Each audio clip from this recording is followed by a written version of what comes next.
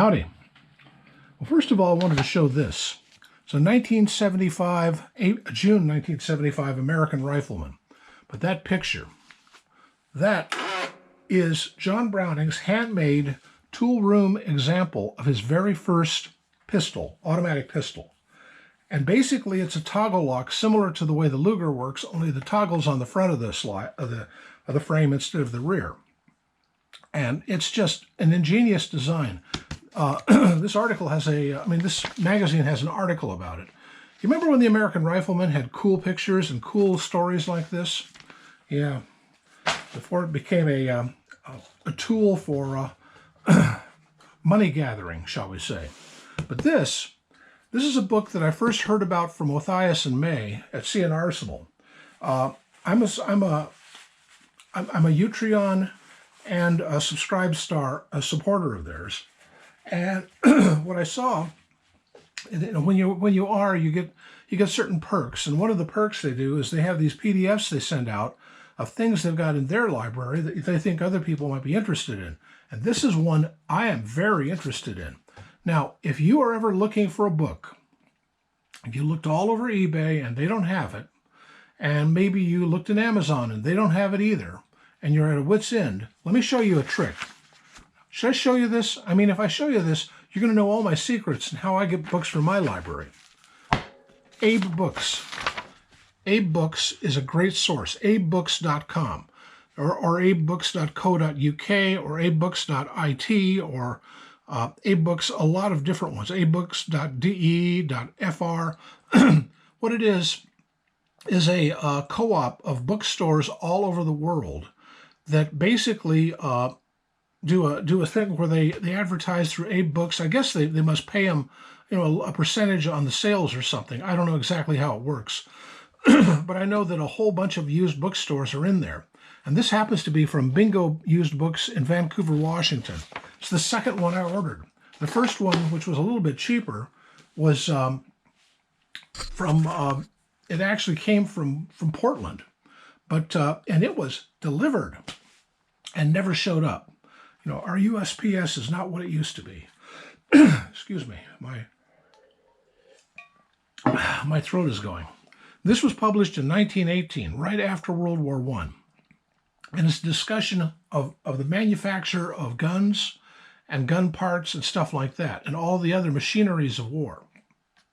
This is a press in the Krupp Works in Germany, making a huge rifle, or rifle or cannon for a siege gun.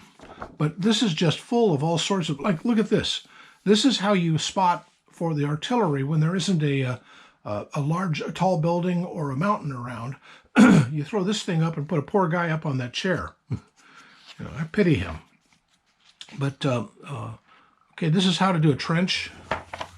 These are field fortifications of one kind or another.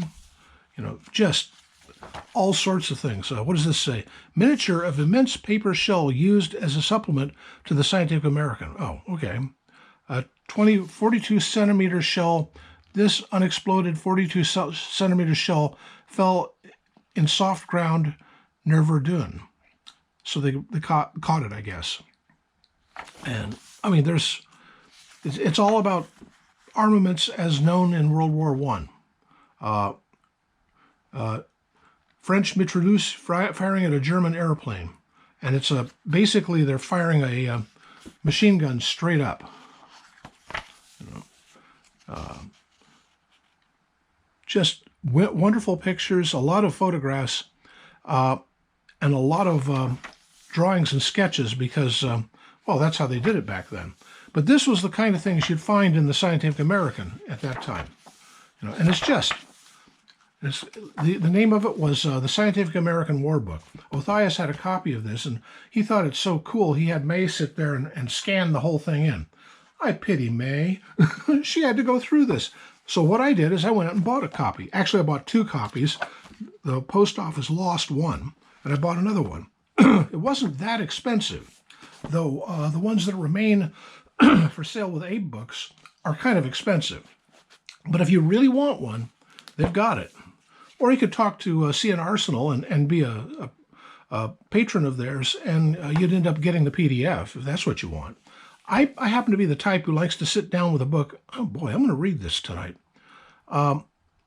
Anyway, sorry, I've been a little under the weather lately, and you may hear it in my voice. It's all scratchy. I haven't been feeling so great, but the weather here is atrocious. It's been raining and snowing and just yuck. But oh my, look at that. Recording fever temperature of a patient during a test of the effects of a Sudator, whatever a Sudator is. Shrapnel bullet embedded in the bone of the upper jaw. Oh, yuck. How to take out a dirigible, huh? Or dirigibles flying all over the place here. Yeah. And how a shell to take out a dirigible, it looks like. I mean, there's just some really, really cool stuff. Things about the various ship types and just all kinds of interesting stuff about how to make the weapons of war, the engines of war, as it were. The complete Schneider Coast Defense Train Battery. This is like a armored train. Just all sorts of things. Look at that thing, whatever that thing is. Observation car with fire control officer at the top with a telescopic mast. Weird, but I suppose for its day it was as handy and useful. A Vickers automatic rifle caliber gun on adjustable tripod. I love the small arms of this period. That I've collected many of them, but this book is just a handy little book. Anyway, I just thought you might find it of interest. And look at 8 books if you want something like this, or if you're looking for books.